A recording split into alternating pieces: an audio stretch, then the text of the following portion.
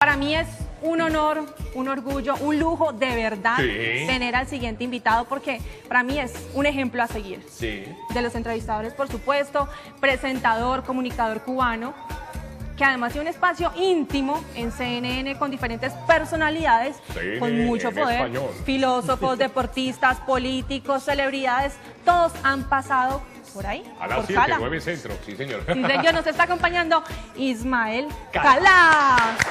Gracias, muchísimas gracias. ¿Qué más, Ismael? ¿Cómo estás? Es un placer de verdad. Bienvenido. Mónica, Ay. feliz y muchas gracias por tus Tenerte palabras. acá. La verdad que es un compromiso cada vez que yo escucho colegas que me dicen es un ejemplo porque ya es suficiente compromiso con el público para también escuchar de alguien que trabaja y que es un colega, tú sabes, o sea... No, pero es que uno se pone hasta nervioso de entrevistar a Cala, es que Cala es Cala. ¿Cómo entrevista uno al que mejor entrevista? Entonces uno, ¿qué pregunta? Y empieza uno a rascarse la cabeza y uno, ok.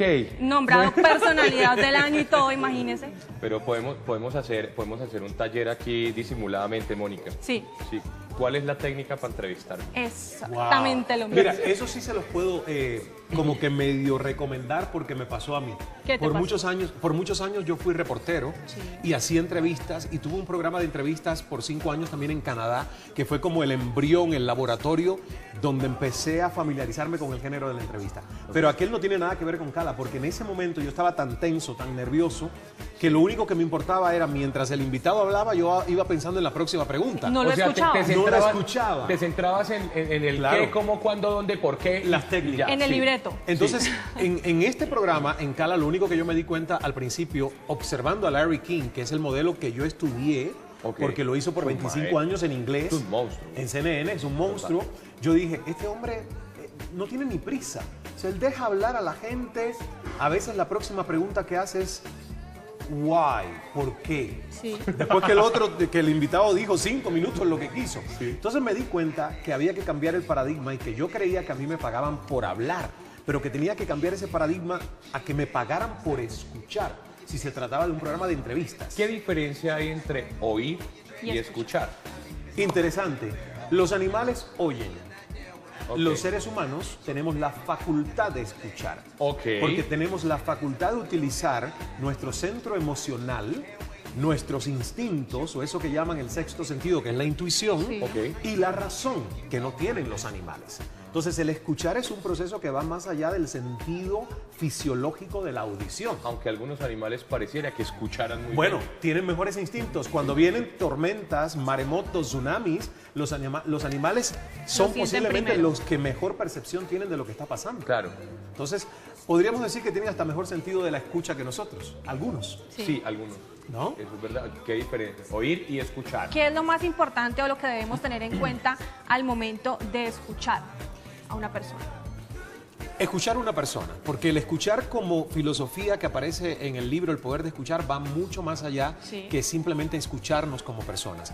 Pero en este caso particular que tú me preguntas, escuchar a una persona... Cuando estás entrevistando. Exacto, es despojarse del ego, dejar el protagonismo, entender que esa persona por ese momento tú le vas a dar todo el estrellato, el brillo.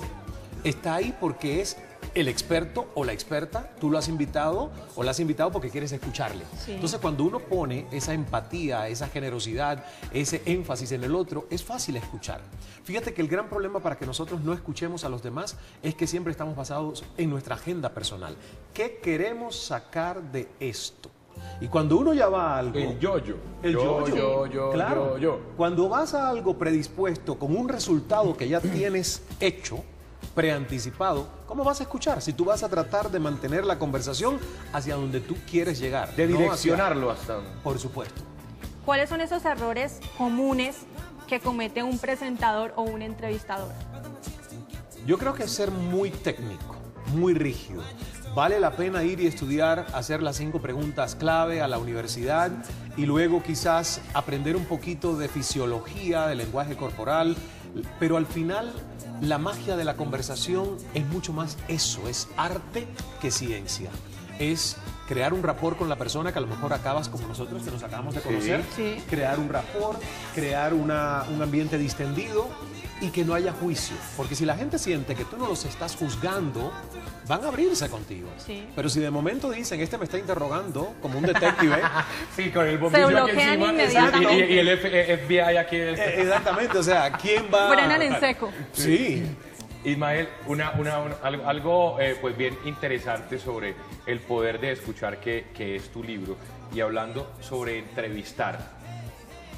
Hay todo tipo de entrevistados. Unos que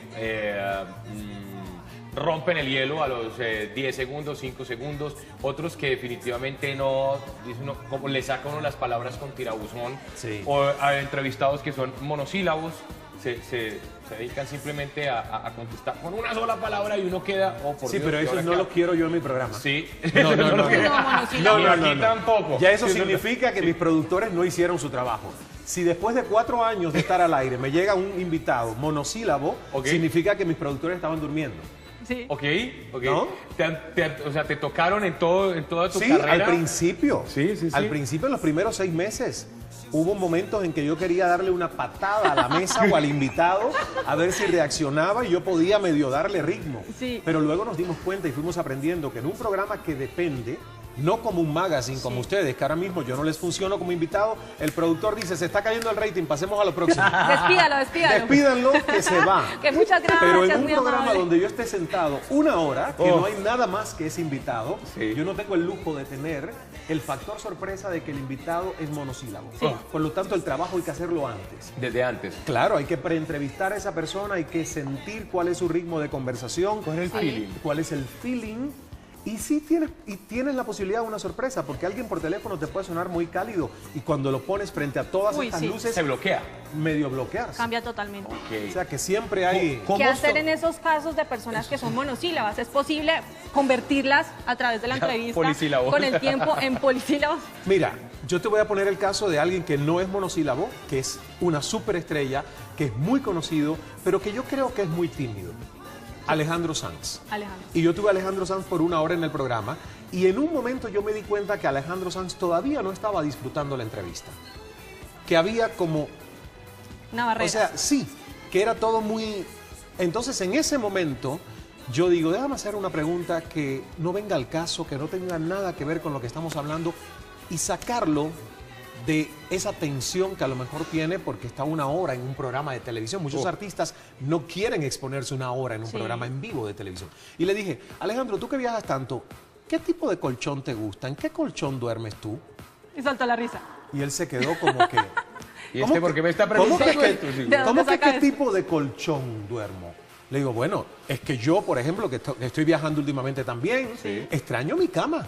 Extraño mi colchón, o sea, a mí me gusta medio firme, pero no demasiado suave que se hunda.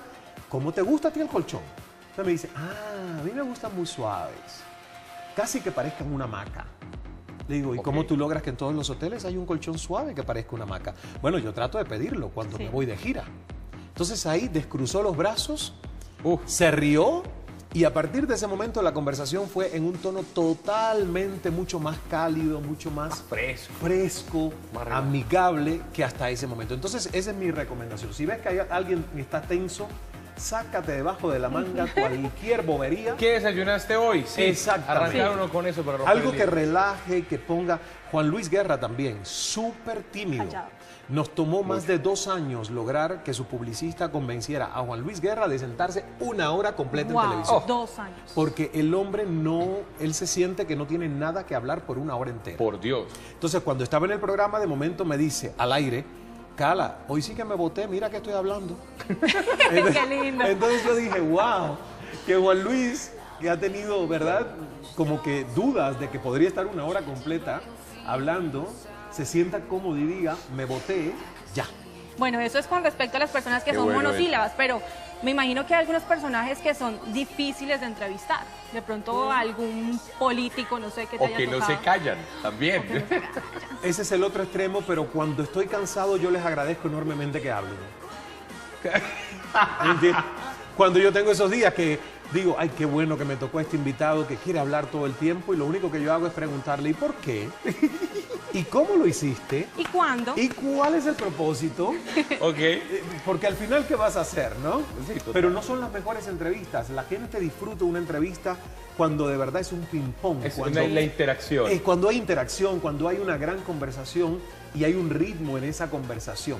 Pero tú me decías de invitados difíciles. Alguno complicado. Y tú me decías uno que otro político. Yo te diría que la mayoría de los políticos son entrevistados difíciles. Simplemente ¿por qué? Porque están entrenados no para decir la verdad, sino para decir lo que es conveniente. Están entrenados para decir lo que es políticamente correcto. Sí. Entonces tú estás hablando con alguien que tiene un discurso ya memorizado y que preguntes lo que preguntes, va a tratar de darle la vuelta a tu pregunta para sacar su discurso. A responderlo del libreto. Que y eso, siempre la verdad, es políticamente incorrecto. Sí. Entonces la verdad que eso a mí me da pereza, ganas de pararme de la silla y decir, mira, mírale la cara de estúpido a otro, no a mí. Sí. Pero uno no puede ser tan franco. No. Necesariamente. Disimuladamente. ¿No? Deberíamos poder ser así de francos. Sí. Bueno, yo aprovecho las pausas y sí se lo digo, ¿eh? ¿Sí? Ah, ok. No soy como que demasiado rudo en televisión, pero en las pausas le digo, lo que está sucediendo aquí es como su discurso. Usted me está repitiendo su discurso. Yo prefiero dialogar. Podemos dialogar. Entonces ahí como medio que tratan de soltarse un poquito. de soltarse un poco. Te presento a Carolina Olivera. Hola, Carolina, ¿cómo presentadora estás? de noticias. ¿Cómo y estás? saludarte porque además te admiro Muchas gracias, mucho. He total. visto tus entrevistas en CNN y bueno, me vine acá corriendo porque yo me muero por saber. Yo sé que tienes un equipo muy grande de trabajo contigo, pero ¿cómo preparas una entrevista para que sea diferente? Cuando uno busca información de un personaje, uno sabe dónde nació, qué comió, cuántos discos ha hecho si es un artista, pero ¿cómo haces tú para lograr esas preguntas? Como la del colchón, ¿cómo te Para esa marcar la iniciativa? diferencia. Y marco la diferencia y no termino preguntándole lo que ya ha dicho en todos los medios Claro. y lo que todo el mundo conoce. Bueno, justo lo que nosotros hacemos es buscar lo que ya está en Google. Porque es muy fácil. Tú vas y Exacto. pones un nombre y ves lo que ya se publicó. Sí. Y eso te da la pauta de lo más jugoso que a lo mejor tienes ya que sabes que es interesante de la vida de esta persona. Pero el gran éxito de una entrevista es que él te diga o ella te diga algo que no está ya Que publicado. no está en Google. Es lo que la gente va a decir, wow, esto nunca lo dijo. Entonces ahí es donde yo me voy a elementos que yo haya visto que no hayan sido tratados en esas otras entrevistas. Pero al final yo creo que uno convierte sus grandes desventajas en ventajas. Yo tengo una desventaja. Y ¿Cuál es que es? tengo déficit de la atención. Ay. Y mucha gente no lo sabe. Eso te quería preguntar. Hablando de Google, estuve buscando sobre tu personalidad Sí. y todo lo que haces. Y bueno, que tienes déficit de atención y un poco de timidez. Sí, pero la timidez ya la venzo. Ya Ya, la timidez, vencida. o sea, timidez profesional no tengo. Ok. Cuando hay luces y cámaras, ya el personaje público no es tímido, Sí. es bastante extrovertido. Pero en mi vida real, personal, cuando yo no estoy trabajando, créeme que yo me olvido de que soy alguien que hace televisión. Hay momentos que me sorprende cuando alguien viene y me dice, te veo en pantalla, porque en mi mente no está ese personaje. Sí. Pero volviendo a esto de las entrevistas, realmente cuando yo me siento aburrido y percibo que el que está viendo del lado allá está aburrido, ahí no sé cómo mi cerebro se vuelve loco Ese es tu talento de y pronto. encuentra algo Llega algo. Sí. debajo de la manga para sacar a esa persona de ese aburrimiento y de ese estado emocional deprimido o sin energía o sin emoción, porque no hay nada peor que tú estés viendo televisión y tú quieras cambiar el canal porque de la pantalla hacia afuera no esté emanando nada. No hay emoción, no hay energía, es muerto. Sí. Y yo compito con las telenovelas a las 9 de la noche. Oh, por- Ay, claro. Entonces, cuando una vez yo dije en una entrevista a alguien, otro periodista, dijo, ¿cómo que tú vas a decir que tú miras tu programa de entrevista como una telenovela? Le digo, claro, ¿con qué compito yo? Con la dramaturgia de un episodio de telenovela que tiene clímax de emociones fuertes, trágicas y después emociones arriba, y eso es lo que la gente ve. Entonces, cuando yo hago el programa, eso es lo que pienso. Digo, ¿cómo podemos llorar y cómo podemos reír con esta entrevista? Ismael, ¿por qué será que en Latinoamérica en general estos programas de preguntas como tal, no magazines, porque nosotros tenemos muchas ventajas a nuestro favor, Sí. no son tan poderosos como en Estados Unidos, que hay personajes emblemáticos que duran años, décadas, haciendo excelentes programas de entrevista? Yo creo porque es un riesgo realmente para el rating. es un reto mantener un programa de entrevistas, sobre todo si la frecuencia es diaria, que depende de un gran invitado o un gran tema de conversación. Y te digo algo, mira, Larry King estuvo por 25 años, CNN en inglés, saca a Larry King, se retira después de 25 años, viene Piers Morgan, dura 3 años, el programa está cancelado. Y CNN, de hecho, dijo, el género de las entrevistas parece estar muerto. Te estoy hablando de CNN en inglés. Sí. Ya no tenemos a las 9 de la noche en inglés un programa de entrevistas. Entonces yo digo, no es necesariamente que está muerto, porque Larry King logró resucitarlo 25 años seguidos. Gran récord. Entonces, este es un tipo de programas que si no te inventas una serie de sorpresas para la gente que saben que puede pasar de todo. Marcos Witt, pastor cristiano, fue al programa hace 2 noches con shorts. ¿Pero por qué? Porque sabía que el programa era sentado en una mesa. ¿Qué hice no voy yo? A arriesgarme. Al final del segmento le digo, Marcos, párese por favor para que la audiencia vea que usted ha venido con shorts. Él no lo podía creer, le dio un ataque de risa. Sí. Porque me dice, ¿cómo me vas a hacer esto? Si yo he venido en shorts porque sé que tu programa es en una mesa y que no me van a ver. Ni va a salir al aire nunca los shorts. Eso suele pasar. Con Carito trabajamos en un noticiero muy reconocido también aquí, donde en los fines de semana, por lo general, llegaba uno, se ponía el saco, la corbata y la camisa, ¿cierto? Y uno acababa de llegar de tierra caliente, pues de la piscina, claro en shorts y en sandalias, y uno estaba detrás de la mesa presentando, luego se paraba uno con la chaqueta, la corbata y en pantalones. Sí, bien cómodo. Claro. Sí. Elegante de la mitad para arriba. Suele un presentador de deportes muy reconocido, lo suele hacer seguido. Pero eso está muy bien, la verdad yo pudiera también ir en shorts y nadie se daría cuenta, claro, porque estamos en una mesa, pero bueno, esas son las cosas que uno dice, ¿cómo puedes sorprender a la audiencia dándole este dato que a lo mejor no se esperaba? O sea que si te ponemos a bailar aquí sorprenderemos a nuestra audiencia. Lo sorprenderán a lo mejor negativamente dándose cuenta que vergonzosamente soy un cubano que no tiene ritmo. Ay, no lo creo. No, o sea, pareces cachaco, bogotano. Soy canadiense. Ok. Ahí sí, yo viví 6 años en Canadá y digo, por algo soy canadiense, esa parte de mi personalidad ya estaba predestinada a yo bailar como los canadienses. ¿Dos Pero pies te izquierdos también? Sí. ¿Te gusta el cafecito, la colada cubana? Por supuesto. Muy bien, además porque hoy es el Día Nacional del Café, ¿no? Okay. Aquí en Colombia. Sí, ¿Te quieres tomar un café? Ya vengo. Felicidades a los colombianos porque tienen el mejor café del mundo. Sí. Felicidades. Muchas ¿Te quieres gracias. tomar un cafecito colombiano? Claro. Ya yo lo traigo.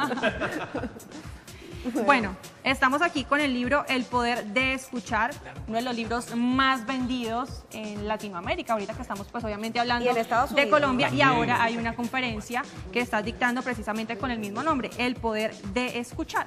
Y que yo quiero agradecer que anoche en el Teatro Mayor, la verdad, tuve un público participativo maravilloso, hicimos dinámicas de grupo, ejercicios, y yo tenía pánico porque con la fiebre mundialista que está viviendo Colombia, yo decía, ¿quién va a ir a un teatro a ver una conferencia del poder de escuchar? Si lo que quieren es el poder del fútbol.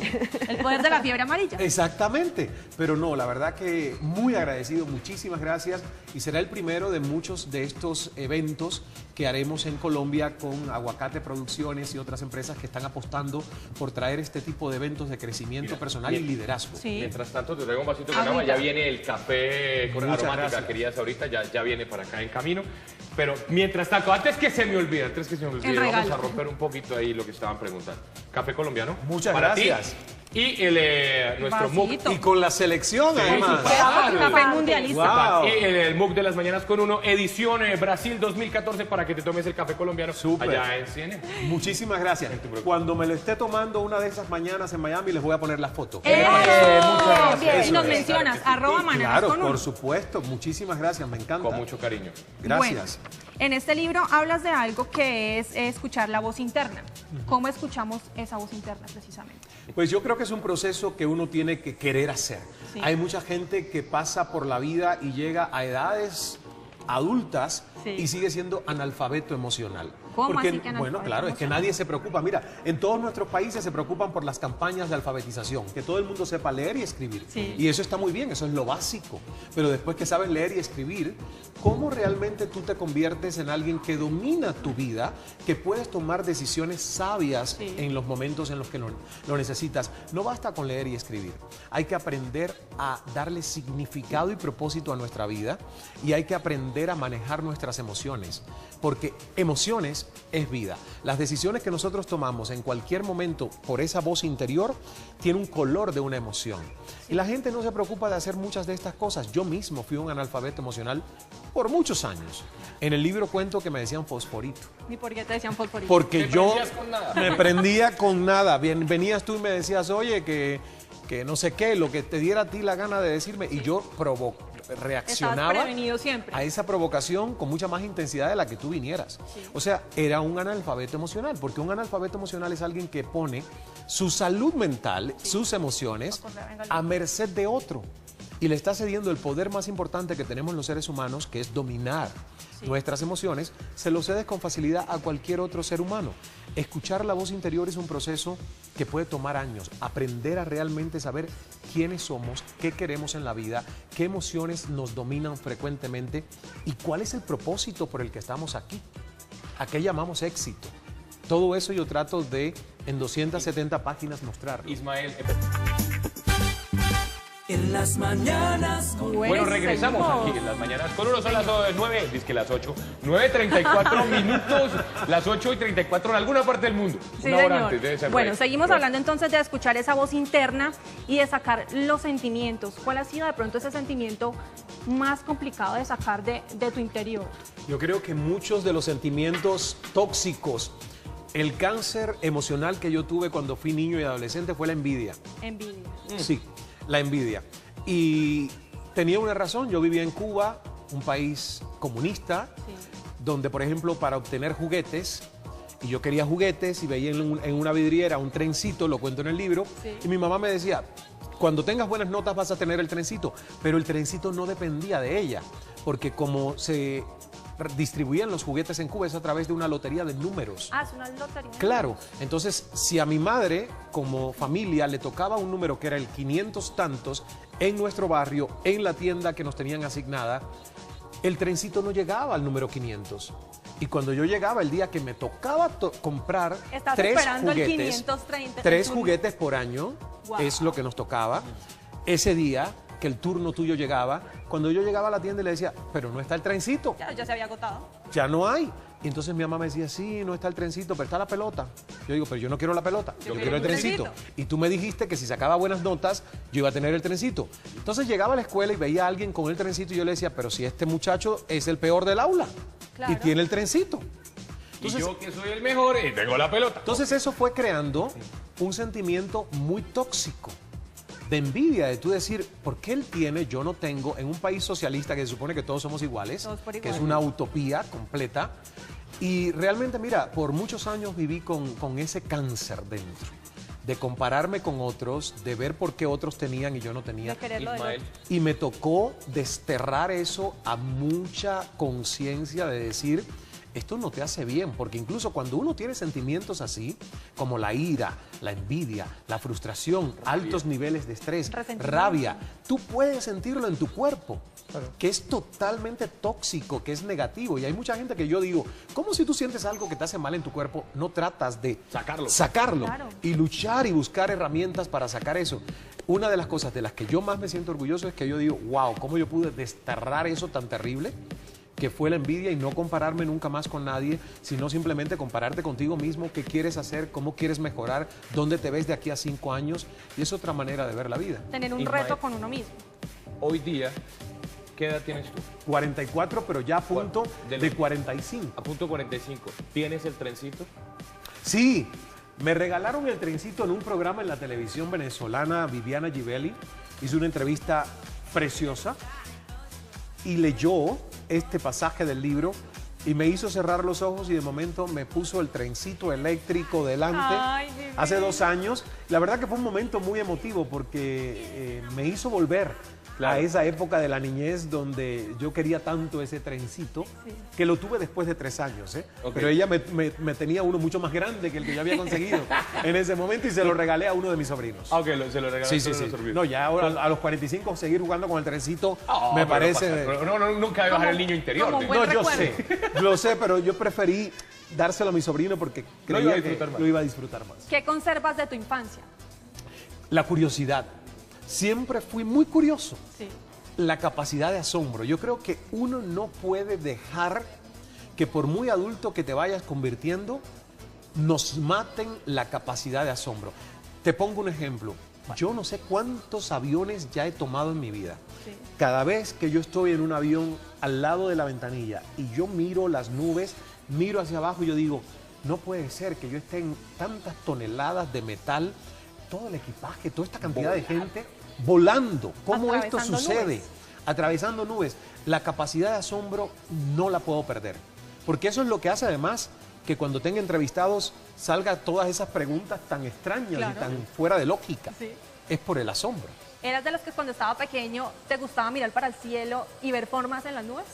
Sí, muchas veces lo hice y también me sentaba a mirar el mar, El mar. y a tratar de Hipnotiza. decir qué hay más allá de mi isla. Recuerda que yo vivía en una isla, Sí.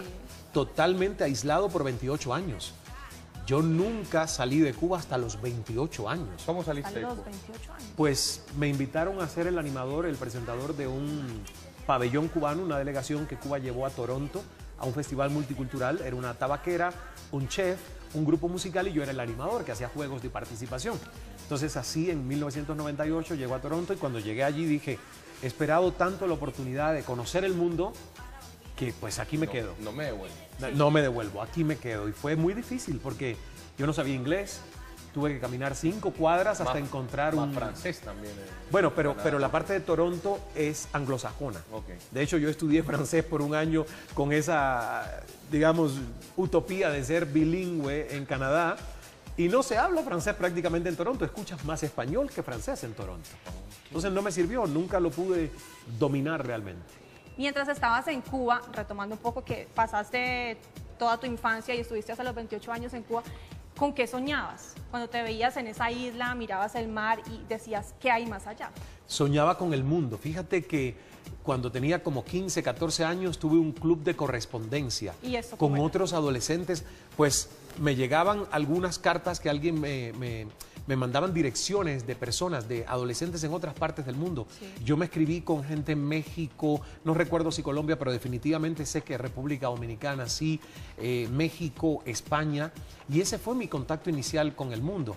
Entonces yo les pedía que me mandaran etiquetas de fuera y sellos, Sí. y coleccioné sellos, Estampitas. estampas, postales, y la verdad porque yo tenía un deseo de conocer qué había fuera de la ¿Lo isla. tienes todavía la colección de No, estampas? se o ya quedaron en Cuba. se quedaron en sí, Cuba. cuando yo salí de Cuba se quedaron muchas cosas porque Claro. yo salí sin nada, o sea, una maleta prestada y una cámara fotográfica. Iba simplemente a presentar prestada. un evento. Sí. ¿Recuerdas alguna de estas cartas en especial? ¿Algún mensaje que te hayan mandado? Pues recuerdo de la carta de una chica que luego conocí.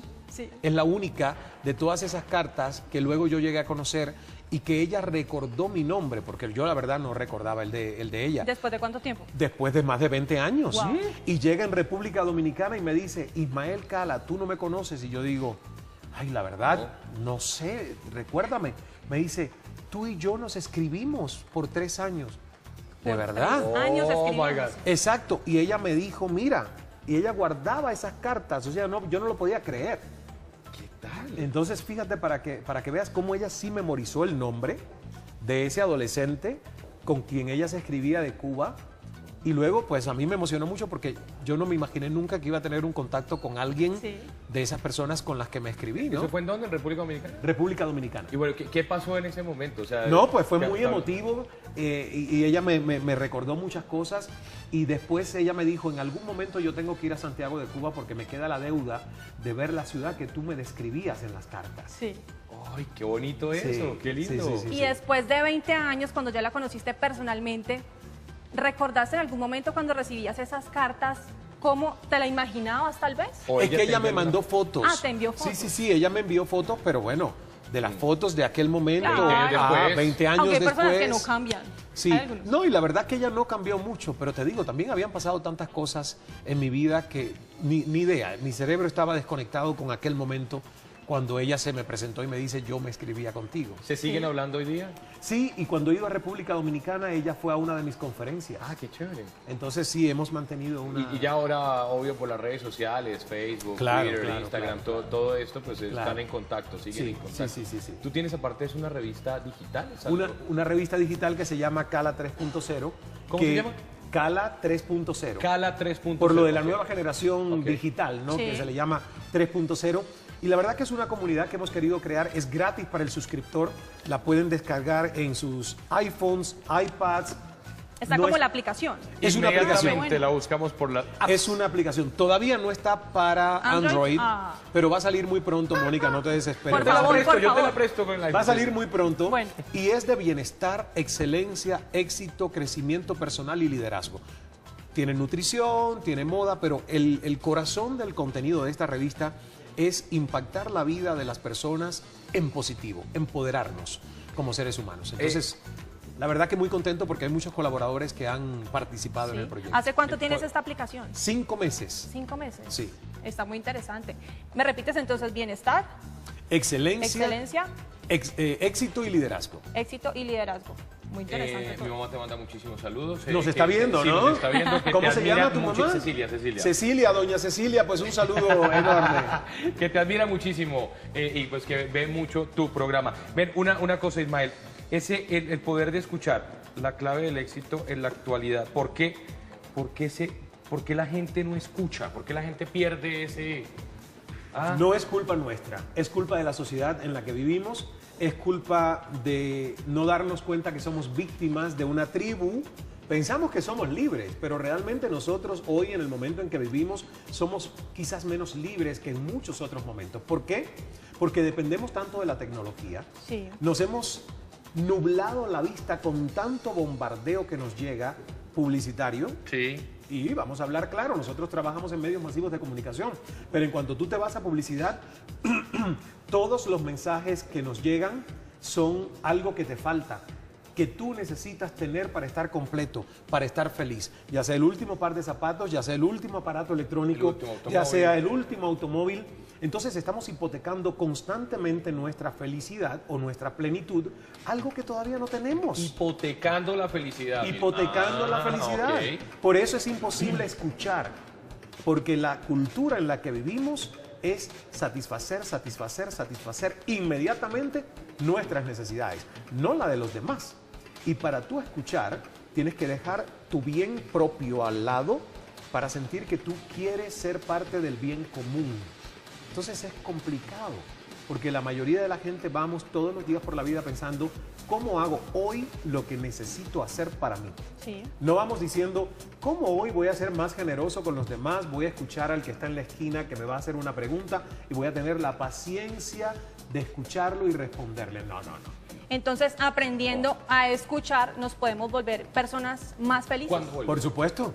¿Cuándo vuelves aquí a Colombia con otro seminario de esto? Pues estamos proyectando Medellín, estamos proyectando Cali, Cartagena, Bucaramanga, pero todavía no hay una fecha confirmada. Si participan o pueden verme en ismaelcala.com, ahí vamos anunciando fechas que van saliendo muy pronto. Eso te iba a decir yo, ¿cuáles son tus redes sociales, tu página de internet para que la gente pueda seguirte y pues pueda seguir todos estos consejos para aprender a escuchar? Ismaelcala.com es la página, Cala 3.0 es la revista digital y en Instagram estamos como @IsmaelCala, en Twitter @CalaCNN, @Cala y en Facebook también con esas mismas claves. Qué bueno, Ismael, de verdad, un gusto, un placer y un honor que estés aquí con nosotros Gracias. en Las Mañanas con Uno. Y pues nada, te esperamos cuando vuelvas por aquí a Colombia con otras de tus conferencias. Muchísimas gracias. Ojalá que a Espero nosotros sí que vayan podamos la asistir. próxima vez. Quiero Ay, ir, invita- por Quique, muchas favor. gracias. No, Doctora es Costa, más, nos invitaron para CNN. No por vamos a perder una nosotros semana. seríamos felices tenerte durante las 4 horas del programa. Pero obviamente por tiempos y por compromiso. No, muchas gracias. Alcanza. Muchas gracias. Yo estoy feliz ya con todo el tiempo y la generosidad que ustedes han tenido conmigo. Muchas Un gracias. aplauso muy El grande placer es para nuestro. nuestro invitado Ismael Cala de CNN. Gracias. Y que viva Colombia y que gane mañana. ¿Cuánto quedamos? ¿Mañana? Sí. Yo creo que 3-1. 3-1. Ganando Colombia. Colegas Sí. que me dicen es un ejemplo porque ya es suficiente compromiso con el público Sí. para también escuchar de alguien que trabaja y que es un colega, tú sabes, o sea. No, pero es que uno se pone hasta nervioso de entrevistar No, a Cala. no, Es que no, Cala no, es Cala. no, no. ¿Cómo entrevista uno al que mejor entrevista? Entonces mejor? uno, ¿qué pregunta? Y Nombra- empieza uno a rascarse la Claro. cabeza y uno, ok. Nombrado personalidad del año y todo, imagínese. Pero podemos hacer un taller aquí disimuladamente, Mónica. Sí. Sí. ¿Cuál es la técnica para entrevistar? Exactamente lo mismo. Mira, eso sí se los puedo como que medio recomendar porque me pasó a mí. ¿Qué te por pasó? muchos años yo fui reportero y así Para mí es un honor, un orgullo, un lujo de verdad Sí. tener al siguiente invitado porque para mí es un ejemplo a seguir. Sí. De los entrevistadores, por supuesto, presentador, comunicador cubano, que además tiene un espacio íntimo en CNN con diferentes personalidades, CNN con mucho en poder, español. filósofos, deportistas, políticos, celebridades, todos han pasado por ahí, A las por 7, Cala. 9 centro. Sí, señor. Sí, señor, nos está acompañando Ismael Cala. Calas. Gracias, muchísimas gracias. ¿Qué más, Ismael? Un ¿Cómo placer, estás? es Un placer de verdad. Bienvenido. Mónica. Ay. Feliz y muchas gracias por tus Tenerte palabras. acá. La verdad que es un compromiso cada vez que yo escucho colegas que no tienen los animales. Entonces, el escuchar es un proceso que va más allá del sentido fisiológico de la audición. Aunque algunos animales pareciera que escucharan muy Bueno, bien. tienen mejores instintos. Cuando vienen tormentas, maremotos, tsunamis, los animales son sienten posiblemente primero. los que mejor percepción tienen de lo que está pasando. Claro. Entonces, podríamos decir que tienen hasta mejor sentido de la escucha que nosotros. Algunos, Sí, algunos. ¿no? Eso es verdad. Qué diferencia. Oír y escuchar. ¿Qué es lo más importante o lo que debemos tener en cuenta al momento de escuchar a una persona? Escuchar a una persona, porque el escuchar como filosofía que aparece en el libro El Poder de Escuchar va mucho más allá Sí. que entrevistas, y tuve un programa de entrevistas por 5 años también en Canadá, que fue como el embrión, el laboratorio, donde empecé a familiarizarme con el género de la entrevista. Pero aquel no tiene nada que ver con Cala, porque en ese momento yo estaba tan tenso, tan nervioso, que lo único que me importaba era, mientras el invitado hablaba, yo iba pensando en la próxima pregunta. No lo escuchaba. No la escuchaba. Te centrabas en el Claro. qué, cómo, cuándo, dónde, por qué. Las técnicas. Ya, En el sí. libreto. Entonces, en este programa, en Cala, lo único que yo me di cuenta al principio, observando a Larry King, que es el modelo que yo estudié, Ok. porque lo hizo por Un 25 maestro. años en inglés, Es un monstruo. en CNN, es un monstruo. Yo dije, este hombre no tiene ni prisa. O sea, él deja hablar a la gente. A veces la próxima pregunta que hace es, why, ¿por qué? Sí. Después que el invitado dijo 5 minutos lo que quiso. Entonces me di cuenta que había que cambiar el paradigma y que yo creía que a mí me pagaban por hablar, pero que tenía que cambiar ese paradigma a que me pagaran por escuchar, si se trataba de un programa de entrevistas. ¿Qué diferencia hay entre oír y Y escuchar? Interesante. Los animales oyen. Ok. Los seres humanos tenemos la facultad de escuchar. Ok. Porque tenemos la facultad de utilizar nuestro centro emocional, nuestros instintos, o eso que llaman el sexto sentido, que es la intuición, Sí. Ok. y la razón.